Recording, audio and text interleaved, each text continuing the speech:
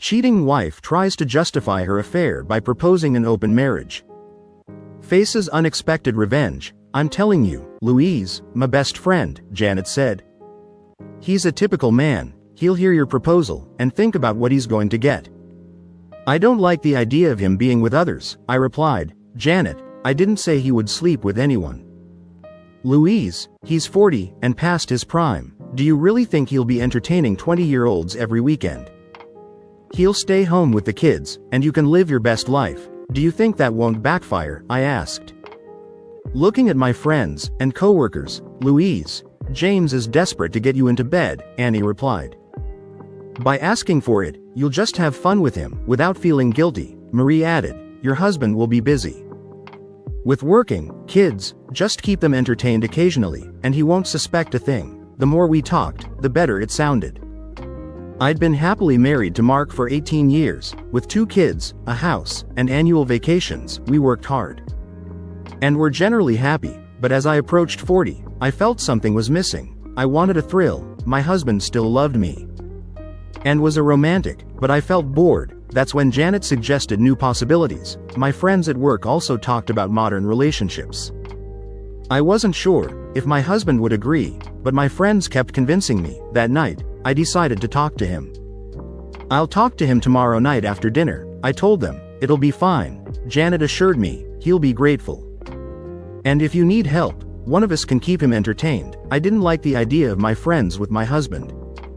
But if it meant I could have my own lovers, I'd accept it. The idea of a boyfriend sounded appealing. I'd only had 3 boyfriends before Mark, and none lasted long. I never had a one-night stand, but young men at work reminded me I was still desirable. This boosted my confidence. Coming home, my husband suspected nothing when he hugged me.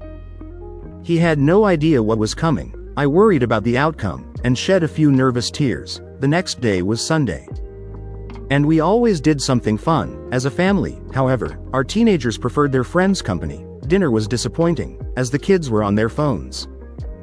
Don't worry, honey, the only thing distracting me is you, my husband said. I felt guilty, knowing what I was going to ask him later. Dinner went as usual. Mark enforced a no-phones rule, which the kids eventually appreciated. After dinner, I told the kids, I need to talk to your father.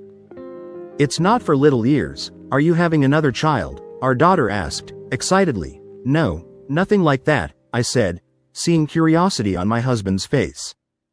It's important. He didn't know what to expect, but poured us both a glass of wine, and sat across from me, silent, but attentive.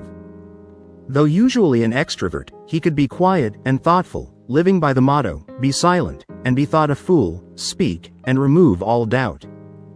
I gathered my thoughts. Are you happy? I asked. With what? He replied. With everything. Our life. I have a loving wife, 2 great kids, a nice home, we live comfortably, and have good careers, and friends. We're doing well. I'm glad you think so, but I'm bored. Mark was silent for a minute, then said, You're bored? Yes, I love you, but I need more excitement. Am I not enough?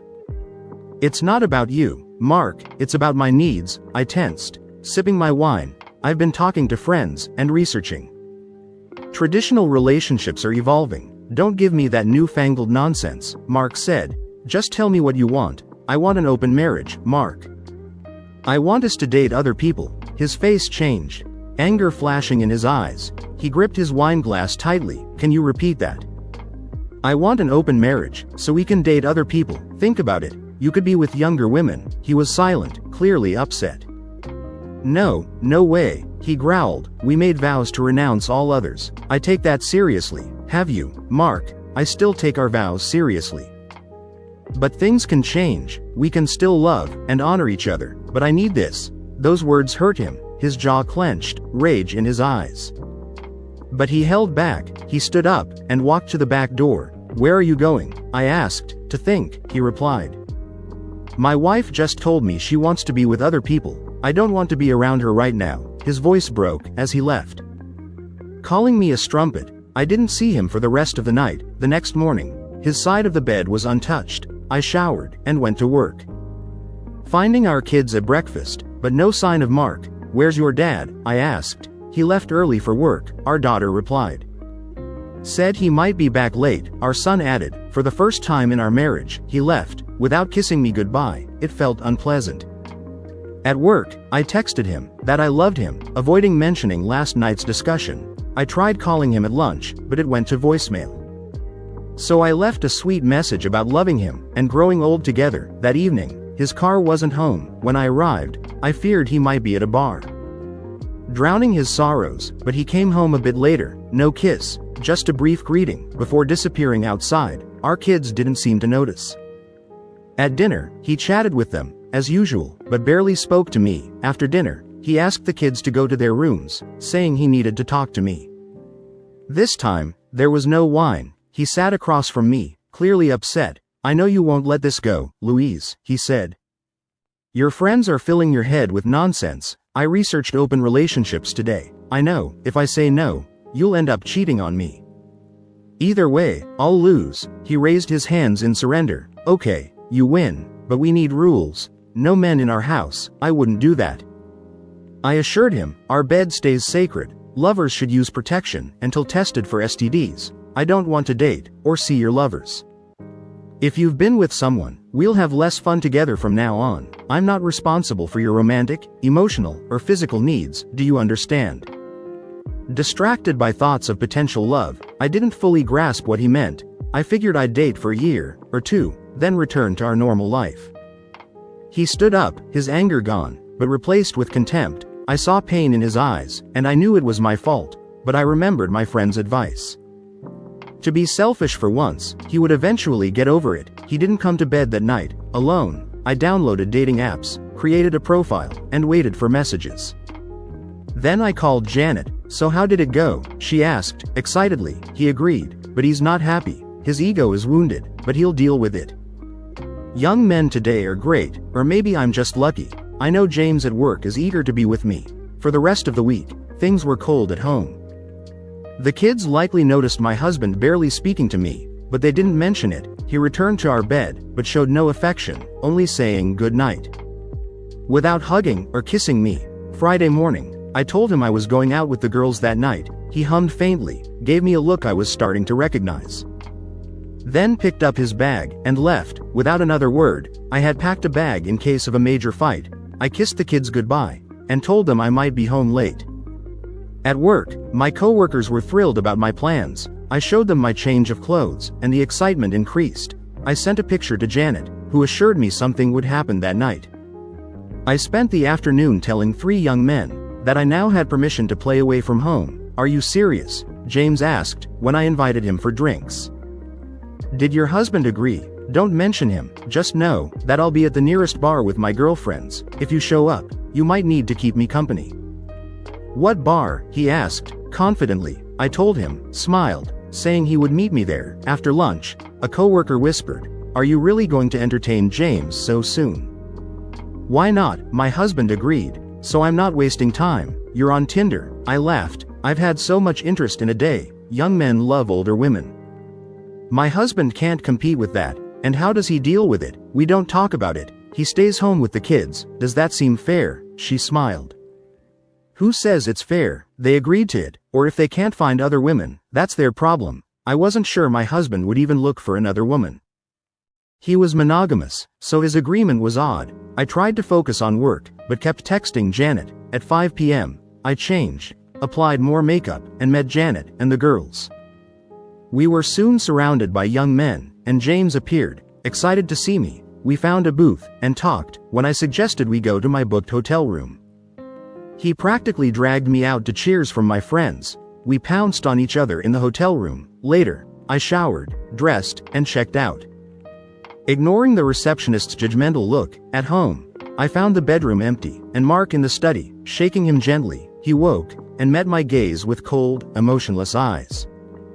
"Go back to sleep, Louise," he said, rolling over, and ignoring me. "Are you coming to bed?" "I'm in bed. I told you the rules, Louise.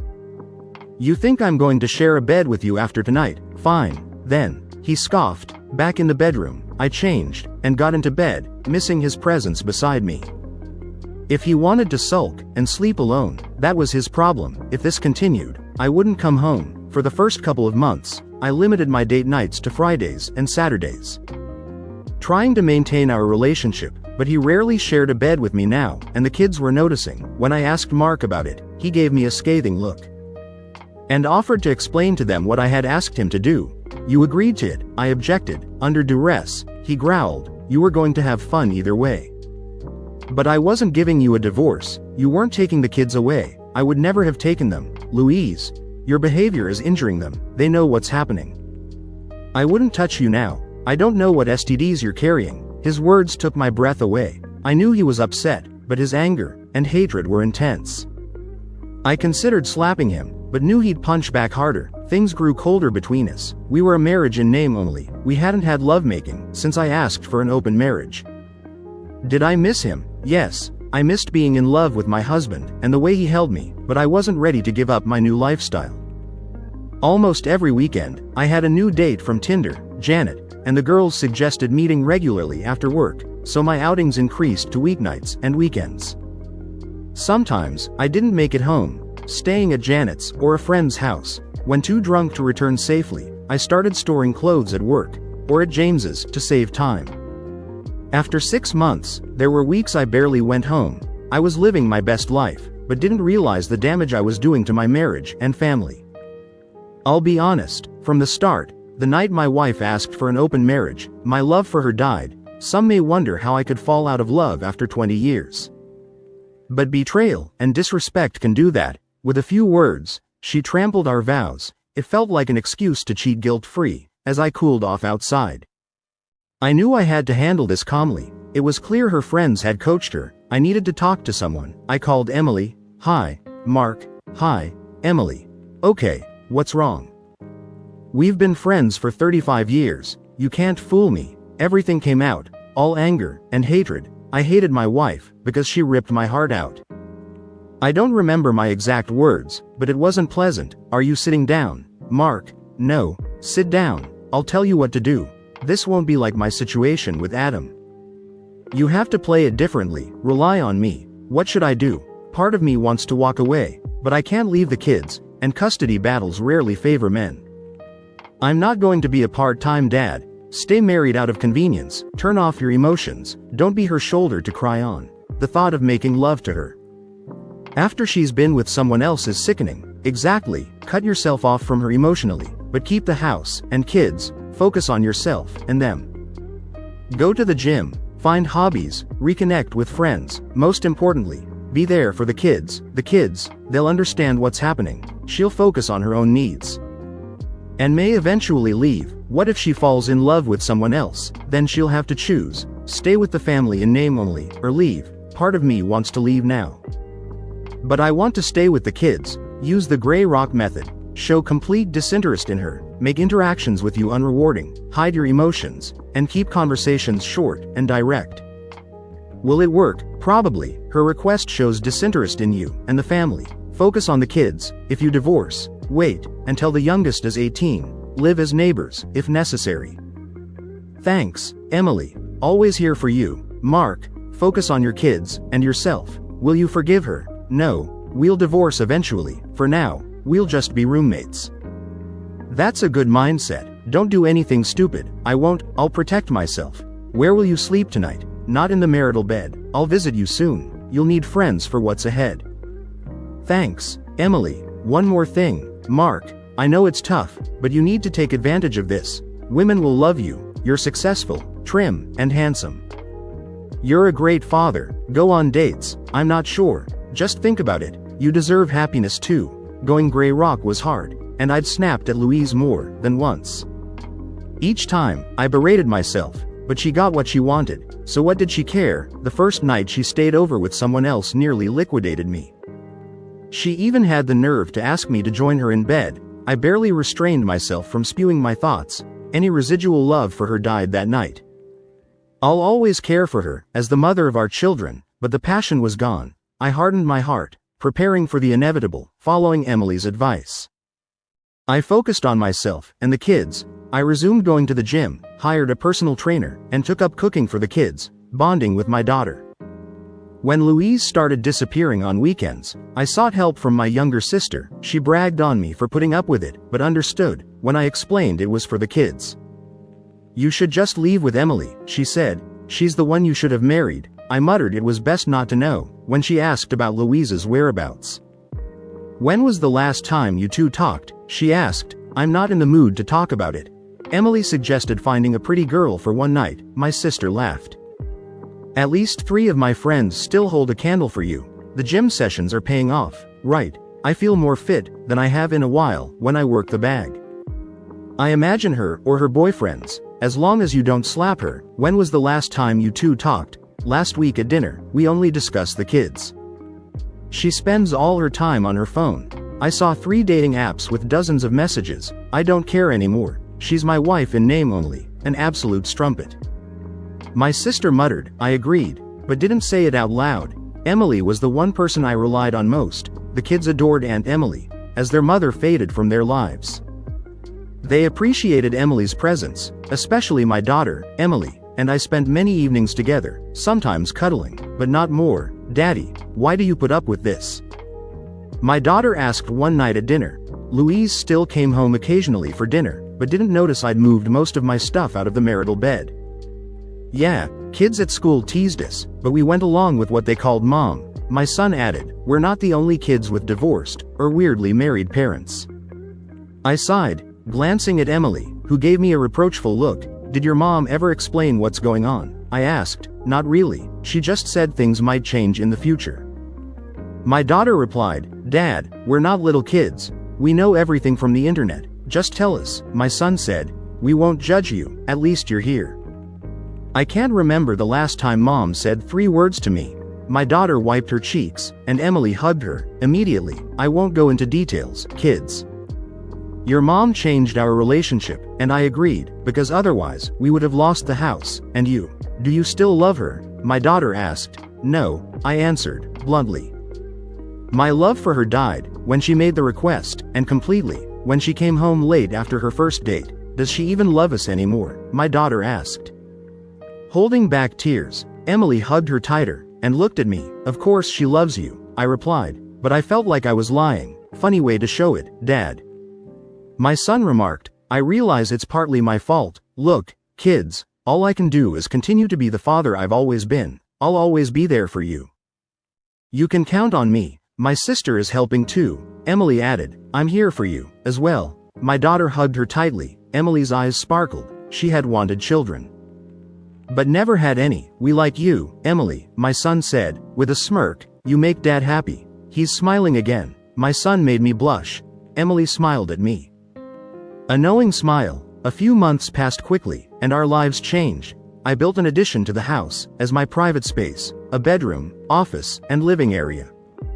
The kids loved it, and we could all play together. When I worked from home, they kept me company. When Emily visited, we had our own space. I avoided my wife when she was home, and we only communicated through texts. I didn't care what she did for a living. Her paycheck still went into a joint account, so bills were covered. I slowly removed her from my life, including as a beneficiary on life insurance. This was for my children's benefit. Emily stayed over often, but we weren't carnal. We slept in the same bed, but she understood I wasn't ready. I still wore my ring, feeling like I was still a husband. Emily didn't pressure me, she just held me and whispered that she loved me and would wait as long as I needed. She's a fool, Emily whispered one night. She has no idea what she's thrown away. And you still have to go on dates. I'm a patient woman, Mark, she added, smiling. I confess, once given the freedom, I went a little wild. I had always been a faithful wife and mother, dedicating nearly 20 years to my family. It was time to live a bit for myself. Yes, my husband did the same, and he could take advantage of our open relationship too.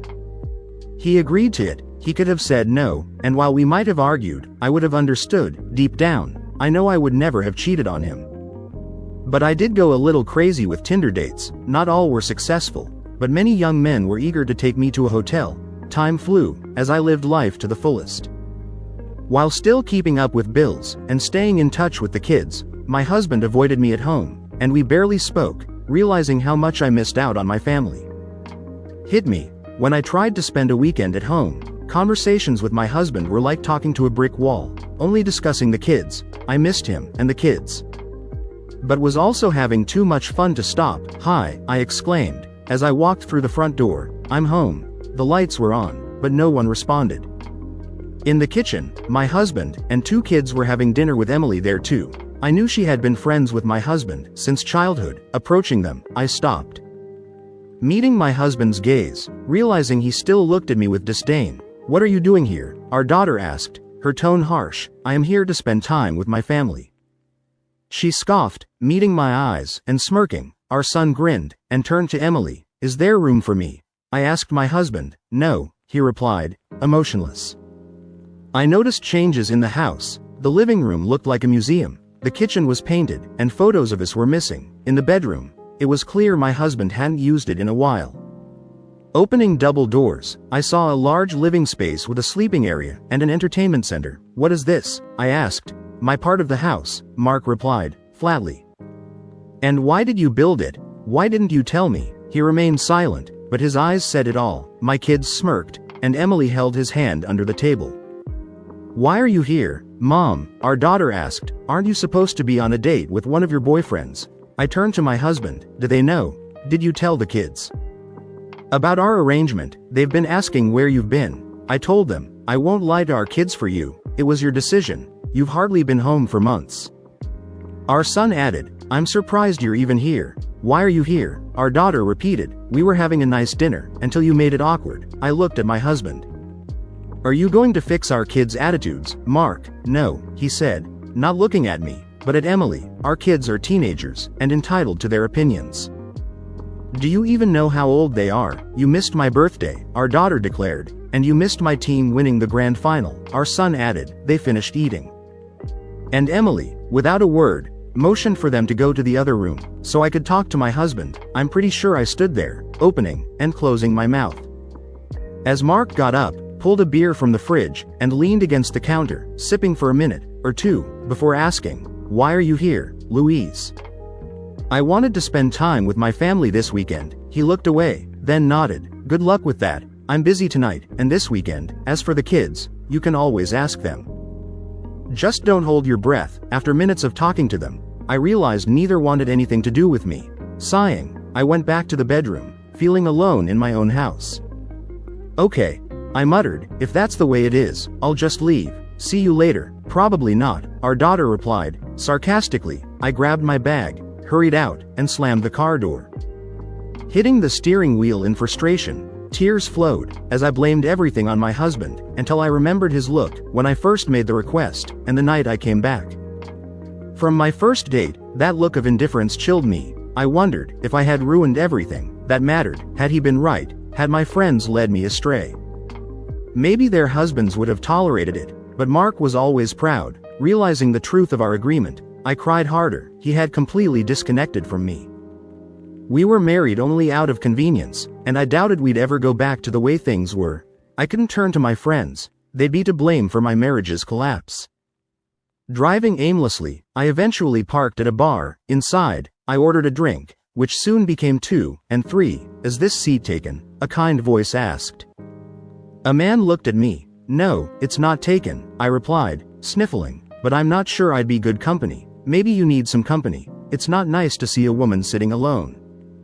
Looking lonely and frustrated, he sat down, bought himself a drink, and offered to buy me one. "Need someone to talk to? I'm not sure you'd want to hear my story."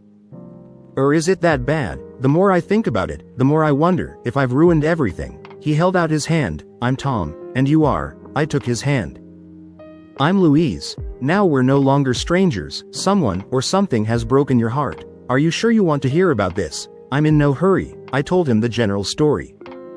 And he listened, nodding and understanding. When I finished, he ordered another drink for us. "Do you want to maintain your relationship, Louise?" "Honestly, I don't know if my husband will ever get our relationship back on track. He's just angry with me." "How can you fix anything if you won't talk?" "I just want my husband to love me again." I whispered. "These other men don't love me. It's just a distraction." After more drinks, I couldn't drive. Tom suggested I get a hotel, or I could go home with him. "I live alone, and have spare bedrooms," he said. "I don't expect anything, Louise." I agreed. Tom called a cab, and I grabbed my overnight bag from the car. He lived on the other side of town. Once inside, he showed me the house, including the bedroom I would use. We had a nightcap on the couch, sitting next to each other. "You're a beautiful woman, Louise," he said, softly, putting his hand on my thigh. "Ever think about finding one, or two lovers, who make you feel special?" "I don't want to fall in love with someone else," I replied. "You can love more than one person," he said. I smiled, finding him very handsome, and different from my husband. "I'm not here to tell you how to live your life, Louise. You know almost nothing about me." The next morning, I put on spare clothes, and met him in the kitchen. After greeting me with a kiss on the cheek, we ate breakfast, and got to know each other. Surprisingly, he was in an open relationship too. I'm always honest with any woman I meet. I don't wear my wedding ring when my wife isn't around, because it's annoying, but I always tell the truth. Before we sleep together, my wife and I only see each other once a month. "Do you have children?" "They're grown, and live with my wife most of the time." "Do you have many mistresses?" "In the early days, I slept with any woman interested. Now, I prefer real relationships." Sipping his coffee, he asked, "What are your plans for the weekend, Louise?" "I don't have any. Would you like to spend it with me?" He took my hand. "I saw a beautiful, upset woman last night, and wanted to comfort her. I also hoped she'd take an interest in me." I smiled. "I'd love to spend the weekend with you, Tom." Tom was well off. His house was luxurious, his car something my husband and I could never afford. After a day together, he took me to a top restaurant. We danced until late. And I kissed him first, making him smile. In the back of the cab, I snuggled against him. At home after midnight, we sipped drinks and talked quietly, before ending up in his bedroom. Sunday at breakfast, Tom gave me advice. He explained that his open marriage worked because he and his wife lived apart, and agreed on it. I had surprised my husband and forced him to agree. Tom insisted I repair my relationship with my children. He advised me to figure out how to make it work. He also suggested mending things with Mark, who seemed like a good man. "He's a wonderful man, almost as wonderful as your wife. I love my wife, and plan to retire with her soon. When I'm home, this all ends." "What does she think?" "She misses me, but has two lovers. When I'm away, when I'm home, all her attention is on me." "Things seem to be working out for you." "Not without problems, but we avoid jealousy and resentment." After spending the afternoon together, he drove me back to the bar, where my car was parked, with his arm around me. I realized I might have been approaching things wrong. One-night stands were fun, but left an emotional void. Tom, a decent man, gave me solid advice on how to make things work.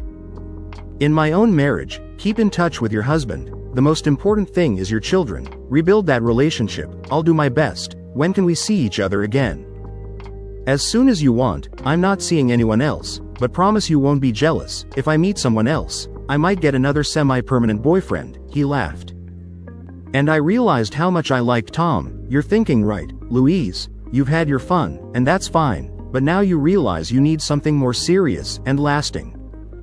Maybe lovers, who truly care about you. I hugged him tightly. "I'll call you soon," I said. "I'm looking forward to it, Louise." I watched him drive away, then got into my car. Taking a deep breath, I drove home, thinking about what to say to my family. I stopped by my friend's place to pick up my things. Janet seemed ready to argue, but I told her I was done with meaningless fun, and needed a real relationship. She wished me luck. As I left, when I got home, it was late. I gathered my clothes and headed to the kitchen. I heard noise from my husband's room. I had to hold back sobs, realizing he had separated our lives, without finalizing the divorce. Our son, Matthew, was playing a video game on a new TV, and our daughter, Zara, was studying nearby. Outside, I saw my husband on the new terrace, hugging a woman who wasn't Emily. Matthew noticed me, and gestured to Zara, who pulled out her headphones. I knelt between them, taking their hands, and tears rolled down my cheeks. "Please don't doubt that I love you," I said. "I'm sorry I missed things. I promised to be better." Matthew's lip quivered, and I hugged him tightly. "Why are you gone all the time, Mom?" he asked, breaking my heart. "I'm sorry, baby. I miss you. I'll try to be better." "Are you really with other men?" "Let's not talk about that, Matthew. That's for your father and me to deal with." I kissed his cheeks, and ruffled his hair. "I'll try to attend all your games next season." Turning to Zara, I saw she was unconvinced. "You broke Daddy's heart, Mom." She declared, "What a wife, you're too young to understand." "I'm not too young," she shouted. "I'm 16, almost 17, I know what's going on. What happens in my marriage stays between your father and me. But your behavior affects us." She burst into tears, and ran away. I didn't hear Mark, until I felt his presence. "Are you staying for dinner, Louise?" he asked, coldly. "I'll try to be here more often." "Mark, is this your wife?" a young woman asked. She was stunning, and no older than 25. "I'm Cindy. What about no visitors, Mark?" I asked. "She's here to keep me company. Not that you have the right to tell me what to do. We have a free relationship. Remember, I'm just exercising my rights." I felt annoyed and jealous, watching Mark and Zara prepare dinner. Cindy sipped wine, smiling at Mark. My daughter had always been close to her father, but they seemed even closer now. Mark graciously seated me at the table, but I was ignored. He continued his conversation with Cindy and Zara. After dinner, Mark walked Cindy to her car. He waved as she drove away, and then walked back into the house. "Mark," I said, quietly. He stopped and looked at me, without anger or coldness. He wasn't smiling, but he seemed happy. "Can we talk, Mark?" He sighed, looking tired. "About what, Louise?" "About us. I'm still your wife. You're still my husband. I still love you. I never wanted this to happen." I thought he might explode with rage, but he clenched his fists and sat down. "You wanted an open relationship, Louise. I accepted. When was the last time we slept in the same bed?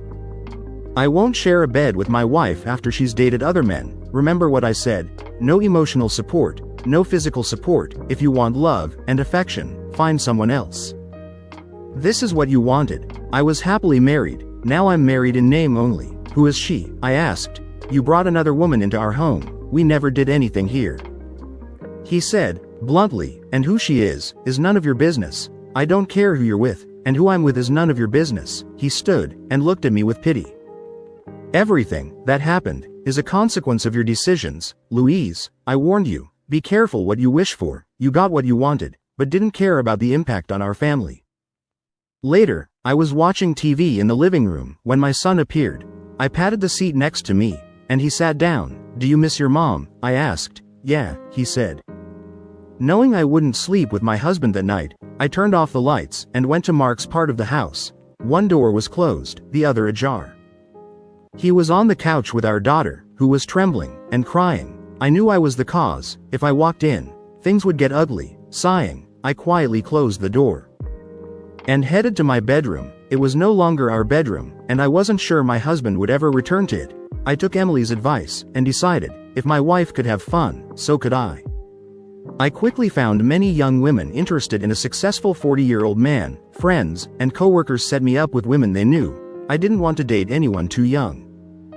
But Cindy, 25, was too cute to resist. Charlotte, 28, was a career woman, seeking love on her own terms. Melissa, in her early 30s, was a lawyer and an amazing lover. And then there was Jessica, 21, the daughter of a coworker, who was very honest about her interest in me. "I'm partial to handsome older men," she said on our first date. "Mark, can I be honest?" "Sure, your wife is an idiot. The only surprise is that this arrangement works. I'm jealous sometimes, but I knew it wasn't forever. I wanted someone to make me feel special, and we all know about Emily. I heard she extended her deadline. Yes, I now have a year to have fun. Do you think she's afraid to commit to you? Maybe. We've always been in love, but it's been platonic. Then you need to show her how you feel. How can you be so young and wise? All your girlfriends think it's a good idea. We all love Emily, and agree you two are perfect for each other." Jessica clung to me. "Don't feel guilty. Sometimes a woman needs to show she wants you." The next morning, we had breakfast together.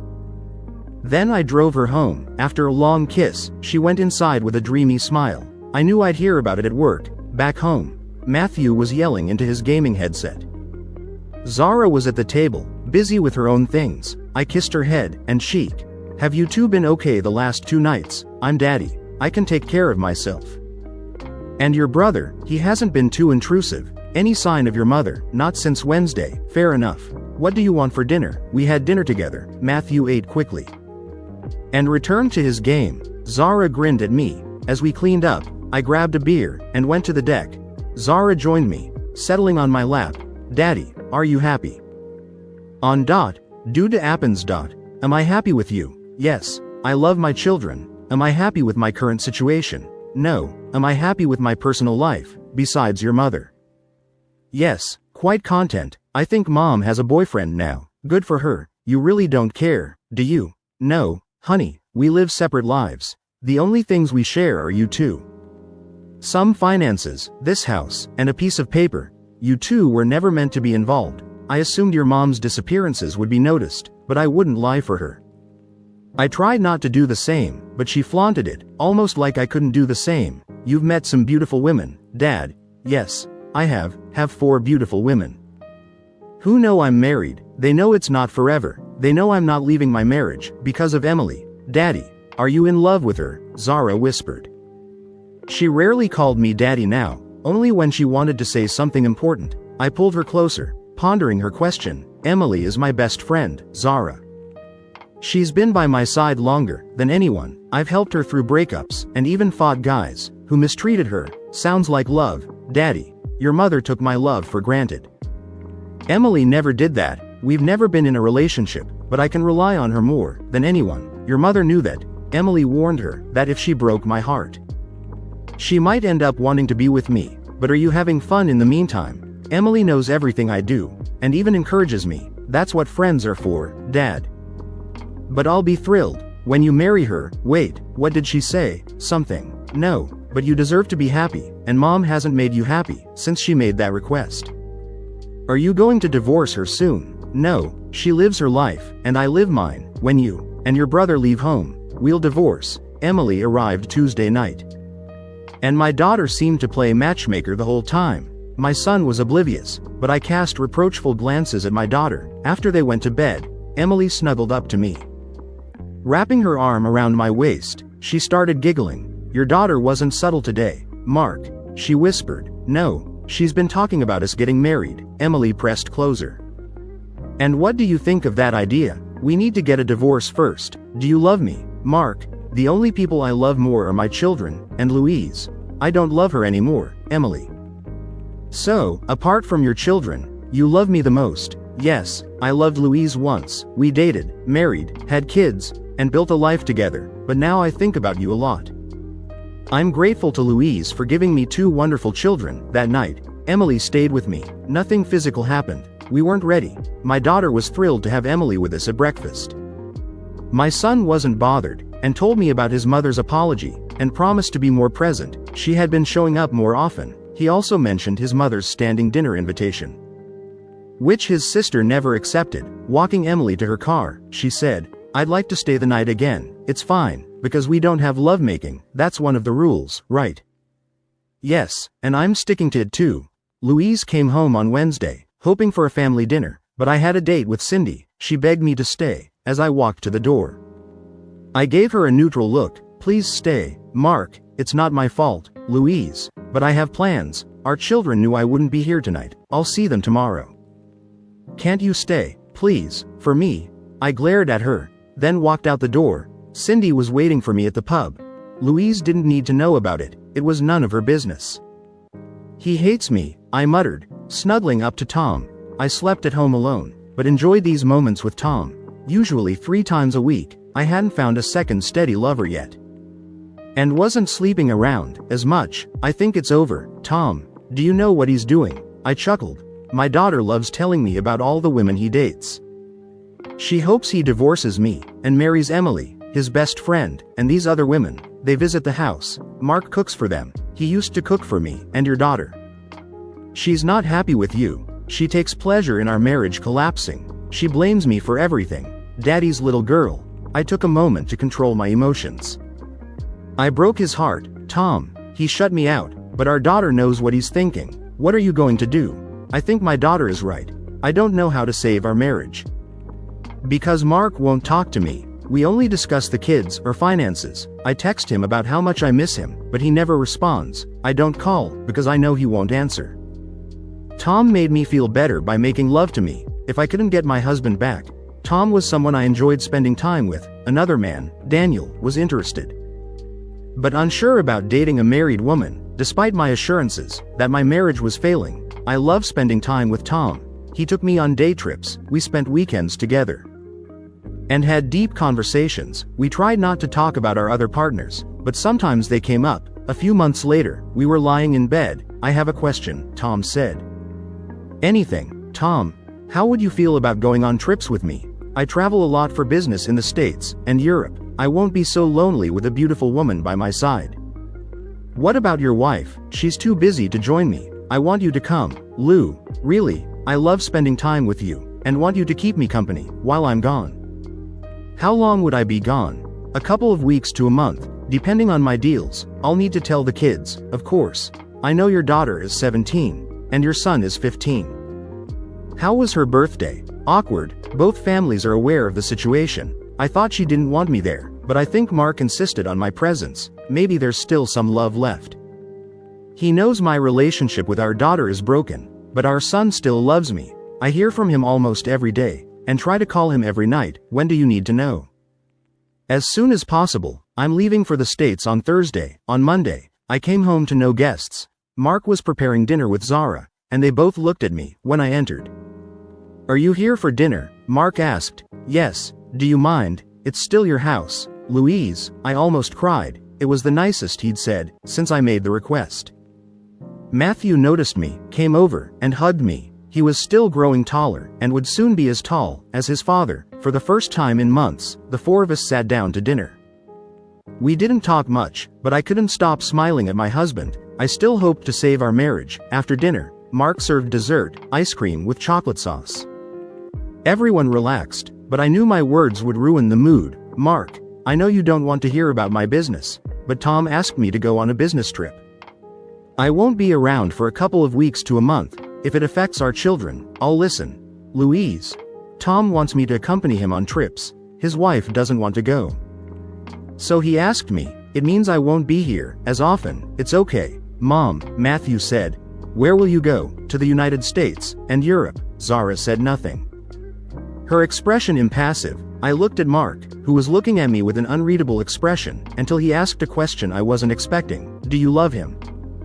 I love you, Mark, I answered, quietly. I'm still your wife, and you're still my husband. I didn't ask that. Louise, I asked. Do you love him? I don't know. I enjoy his company. I looked away, then back at him. And do you love everyone you're with? He smirked, and started clearing the table. Zara got up to help him, and I knew the conversation was over. I retired to the living room, feeling somewhat relieved. When Matthew joined me later that evening, I was already in bed. When the door opened, a warm body hugged me. It took a few seconds to realize it was my son. I'm sorry, Mom, he whispered, turning away. I hugged him tightly, and burst into tears. He stroked my back and whispered that he loved me, which made me feel better. Thank you, baby, I whispered. I spent the next 2 nights at home, before heading out with Tom on our first trip together. Mark and Zara were polite, but mostly ignored me. Matthew was affectionate, sensing my loneliness. I tried to explain things to him. Dad always said we should keep in touch with you. He told me, making me smile. I arranged to work remotely while away, so Thursday morning, I packed for Tom to pick me up. When I got downstairs, Mark had left for work. The kids were having breakfast. Zara barely said 2 words to me, which I expected. As she was leaving, I asked if I could hug her. She softened a bit, and hugged me briefly. I really love you, Zara, I whispered. You're my firstborn. She murmured that she hoped I had a good time, and left. Matthew hugged me, and asked me to take pictures if I was sightseeing. Tom picked me up a few minutes later. Over the next few months, I traveled a lot with Tom to North and South America, Asia, and Europe. He paid for everything. And I was introduced as his partner. I developed a crush on him. He was romantic and generous. One day, I was checking social media and saw what I'd been missing. Mark didn't block me, and used it to update family and friends. Seeing pictures of him and the kids in New Zealand, I felt hurt. Neither Mark nor the kids had mentioned it. Seeing Emily in many pictures stung the most. After lunch, Tom found me crying. He hugged me and checked my phone. I feel partly to blame, he said. You're spending a lot of time with me. Maybe you want to stop traveling for a while and reconnect with the kids. Are you sure about that, Louise? He smiled at me. I love you, Louise. That made me smile. We had expressed our love on our first trip, but I couldn't imagine leaving my wife. Introducing your children to me would be. I'm not sure. After returning home, I tried to spend more time at home. And with Tom, it was hard to corner Mark, but one evening, I did. You took the kids to New Zealand, I asked. Why? I wanted to give them a vacation, they hadn't had one in years. Why exclude me? Because you were with your boyfriend at the time, he replied. I would have cancelled. He turned to look at me. I'm not going to pretend to be a happy family. To fulfill your needs, Louise, I wanted to take our children on vacation. You're too busy jetting around the world with your boyfriend. Our friend, Emily, came with us for company. While the kids had fun, Emily is my best friend, and has been my support since this arrangement began. I invited her over for company. What about Christmas? What about it? Are you planning anything? Am I involved? That's up to you, Louise. Mark, if you just talk to me. His eyes turned cold. We have nothing to talk about since the night you made your request. You've made your thoughts on our marriage clear. Mark, I miss you. I want my husband back. I can't remember the last time we shared a bed, and it's your fault, Louise. I refuse to be carnal with a wife who wants other men, but you agreed to it. He chuckled, shaking his head. You still don't get it. I never wanted this. I wanted my wife to stay faithful. You pushed for an open marriage, so I had to agree, or lose you. Either way, I lost. I would never cheat on you, Mark. You were so eager to be with other men. Don't take me for a fool, Louise. You're with other women too. Mark, don't make this all about me. He stepped closer, his anger melting away. Your friend, Janet, put this nonsense in your head. Do you know her husband finally kicked her out? She partied and brought men home while he took care of the kids. I was shocked. I hadn't spoken to Janet in months, and never expected her to be so disrespectful to her husband. I realized Mark had probably figured everything out from the start. I don't know what they say, Louise, he said, emotionless. You took advice from people who destroyed our marriage. There's no going back. He stepped forward again. Why did you do it, Louise? Was I a bad husband or lover? Did I make you unhappy? I was bored, not good enough. Boredom isn't a reason to tell your husband you want other men. I met his gaze, my eyes filling with tears. I couldn't explain, without further destroying our marriage. I'd realized I'd made a selfish request, forced him into something he hated, and listened to bad advice. My friends made dating seem exciting, and I found that attractive. They filled my head with stories of advantages and opportunities in an open marriage, and what did they say about the husband who had to deal with that? I lowered my head. Janet said it was never fair. I never wanted anyone else, Louise, he said, sadly. Until that night, I was a happily married man. Your request showed complete disrespect for me and our marriage. I sighed. We hadn't spoken like this since the night he agreed to the arrangement. I knew this was the end of our marriage. His love for me had faded, at least as far as being my husband. What do we do? Mark, keep this arrangement until the kids are 18, then we'll decide. I burst into tears, and to my surprise, he put his arms around me, breaking me completely. I collapsed against him, clinging tightly. I knew he didn't love me, but he probably still didn't want to see me cry. The love was gone, but so was the hate. We'll spend Christmas together, Louise, he said, but I'm living my own life now. Our marriage is practically over. You should realize that by now. You're trying to hold on to something that has withered and died. Even if I stop everything, you're different now, and so am I. I don't want to lose you. Mark, you're my husband, and I still love you. He sighed, but didn't let go, gently caressing my back. He remained silent, knowing the truth already. I knew what he was thinking, and what he would eventually do. I couldn't hate him for that. Finally, he let go, giving me a chance to wipe my eyes. I met his gaze. There was no warmth, but he understood my emotions. Do you want some dinner? He asked. I almost cried again. It had been too long since we had dinner together. We cooked something simple and filling. The conversation was awkward, and some topics were off limits. But after a couple of beers, we started reminiscing. Where are the kids? I finally asked. Zara is out with friends. Matthew is at a sleepover. I was just enjoying a night alone. It's okay, Louise. I think we needed this conversation. Zara hates me. He shook his head. No, she doesn't hate you. She's Daddy's little girl, and doesn't like that her mom has a boyfriend. What does she think about Daddy having a girlfriend? He chuckled. I think she's a little jealous. She's felt neglected. Do you love Emily? Mark, you know I love Emily. She's been my best friend most of my life. Are you with her now? No, She's been there for support, she won't be with me until we're divorced. I couldn't hold back the tears. Are you serious about this divorce? Are you happy in our marriage? This is the longest conversation we've had in a year. I wish things were like they were before. But you can't turn back time. What's done is done. He invited me to have a drink in his cabin. It was decorated with love, warm, and the kids loved spending time there. We shared a bottle of wine, talking about the past. The next morning, I woke up in his arms. I realized I'd had too much to drink.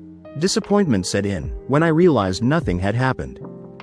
Mark opened his eyes and smiled. Apparently, we had a bit to drink last night. We're still dressed, so nothing happened. Mark, snuggling closer, I asked, would you be interested?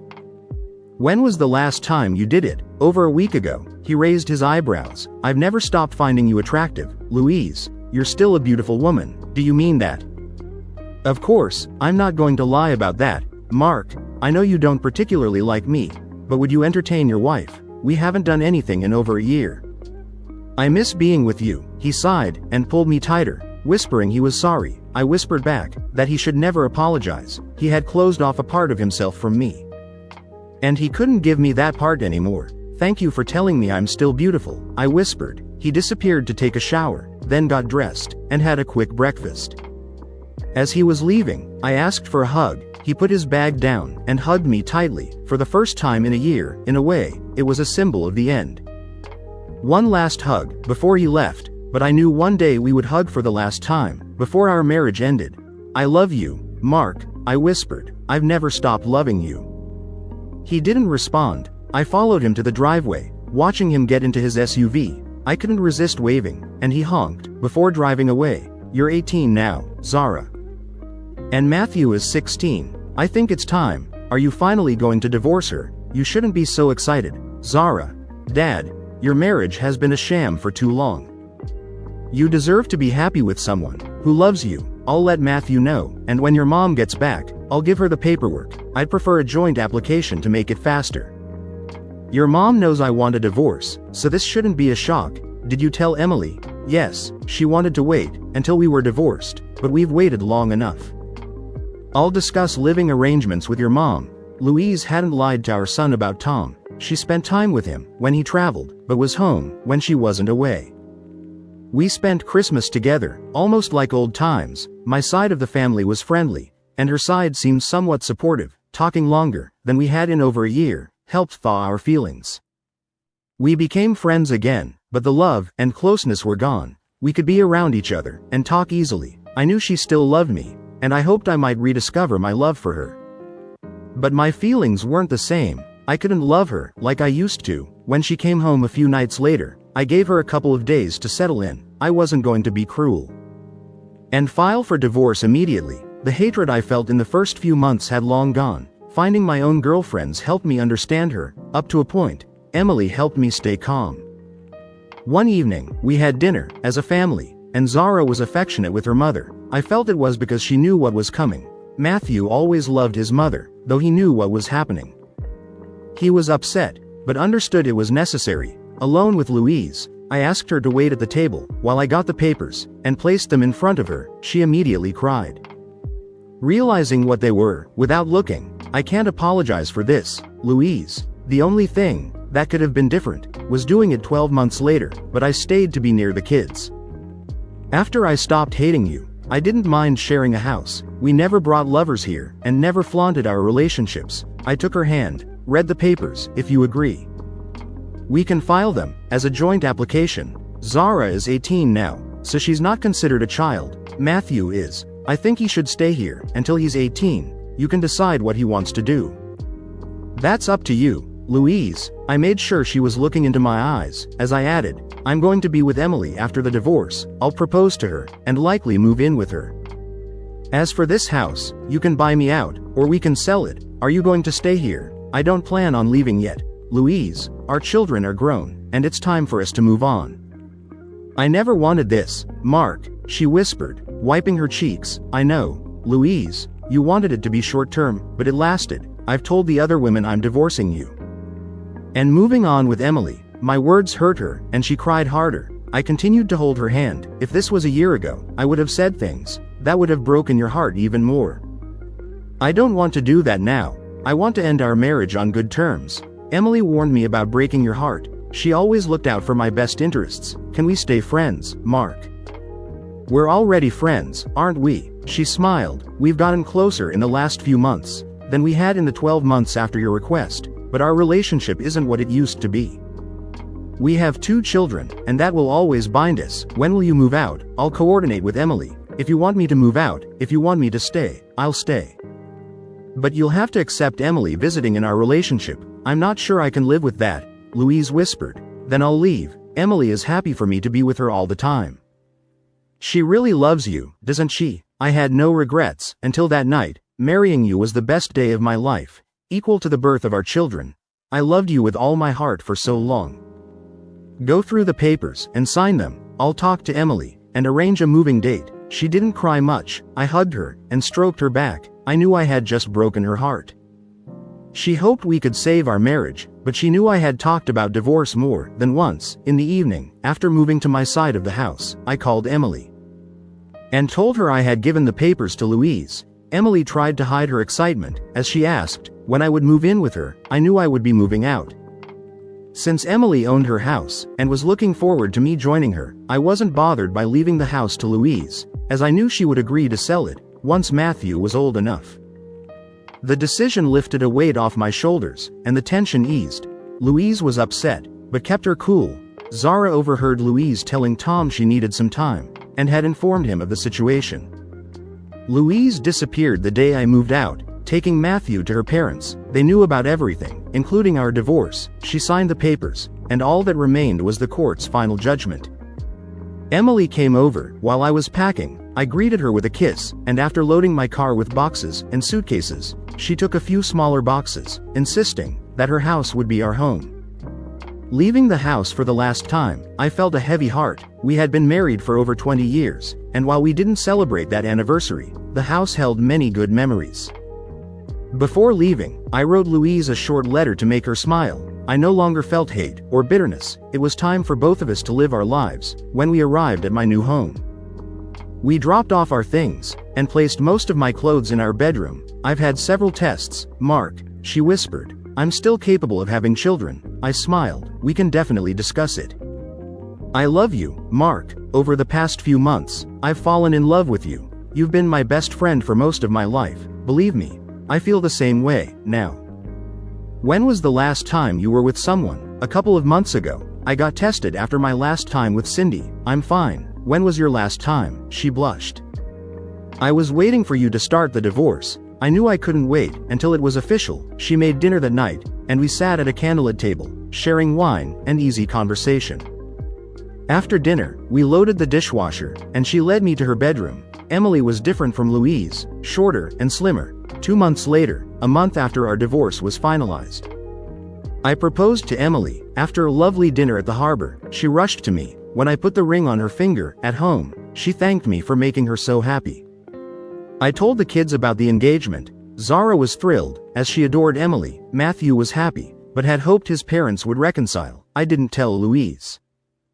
During the divorce proceedings, we kept our distance, settling everything without seeing each other. Emily didn't want a lavish wedding, just an engagement ring, a white dress, and vows to make us husband and wife.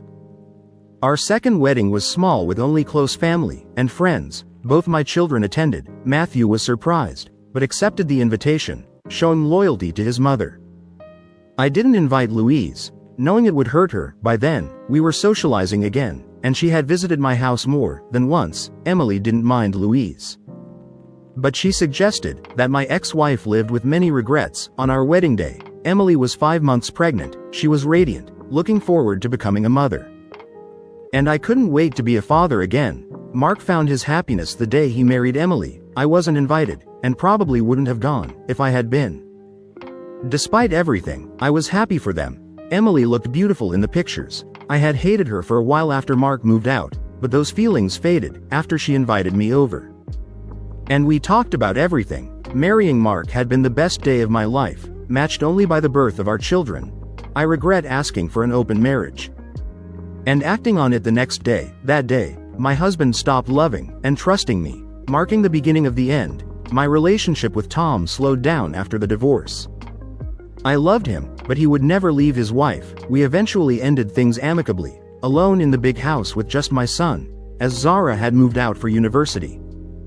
I felt the weight of my decisions. Zara blamed me for everything, but still visited on weekends. It would take time to fully mend our relationship. Finding love again was hard.